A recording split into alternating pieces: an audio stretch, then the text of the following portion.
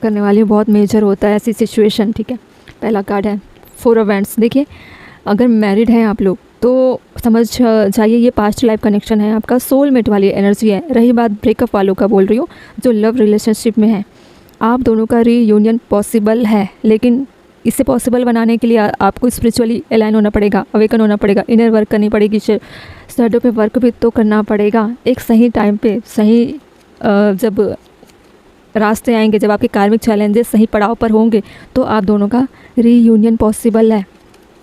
ठीक है, अभी की कंडीशन आपके ग्रोथ के लिए हो सकती है, इसलिए आप दोनों सेपरेट है, लेकिन फिर से आप दोनों मिलाए जाओगे, जिसे बोला जाता है डिवाइन टाइमिंग। ओके, देखिए नाइट ऑफ सोर्ड्स का कार्ड है, एक्शन का कार्ड है। हो सकता है कि अभी आप दोनों स्ट्रगल में काफ़ी भाग दौड़ कर रहे होंगे, कैरियर में, जॉब में, पढ़ाई कर रहे हो, किसी भी तरह से आप स्ट्रगल कर रहे हो, जिसको मैं बोल रही थी कार्मिक चैलेंजेस। तो ये कार्मिक चैलेंजेस अभी आप दोनों के बीच में रहेंगे ही, लेकिन रीयूनियन का प्रोसीजर है ना, इसलिए आपको बार बार अपने पार्टनर की याद आती है।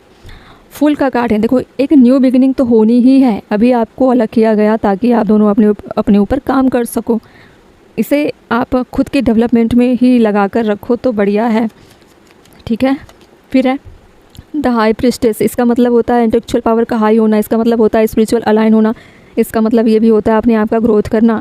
ठीक है, हो सकता है आप दोनों में से कोई एक ऐसा इंसान है जो स्पिरिचुअली अलाइन हो रहा होगा, जिसकी साइकिक पावर बहुत ही अलग लेवल की होगी, एक्सट्रीम लेवल की होगी।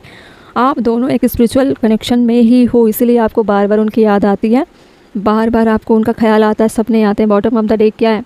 4 ऑफ पेंटिकल्स। ठीक है, इसका मतलब है कि आप खोना नहीं चाहते हैं, आपको डर लगा रहता है कि मेरा पार्टनर मुझसे दूर जा रहा है या दूर जा रही है, लेकिन ऐसा नहीं होगा। इसलिए तो बोला जा रहा है कि इनर वर्क करिए, हीलिंग करिए, ताकि आप अपने रिश्ते में सारी चीज़ों को समझ पाओ, इनसाइड में चीज़ें देख पाओ। ठीक है, जो स्केर्ड वाली चीज़ें हैं, इनसाइड में है क्या चीज़, कैसे जानोगे? नॉर्मल तरीके से आपको कभी पता नहीं चलेगा, आपको इनर वर्क करके ही अपने रिश्तों की असलियत जाननी पड़ेगी कि आप किस तरह के कनेक्शन में हो।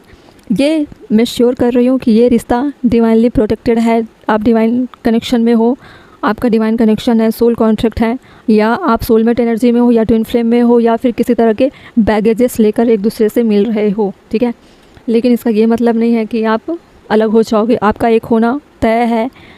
अगर मिल नहीं पाते हो, कुछ लोगों के कनेक्शन ऐसे होते हैं ना एक्स्ट्रा मैरिटल अफेयर्स वाले, उनके लिए बोलना चाहती हूँ, आप कहीं ना कहीं अपने पार्टनर से कुछ सीख रहे हो, कुछ सिखा रहे हो, एक दूसरे की हेल्प कर रहे हो, किसी तरह से रास्ते दिखा रहे हो एक दूसरे को।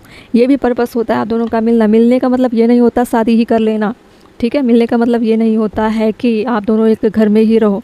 मिलने का ये मतलब होता है सोल टू सोल कनेक्शन होना। ओके, जितना भी समझ में आ रहा है समझिए, डाउट हो गए कमेंट करिए। ओके।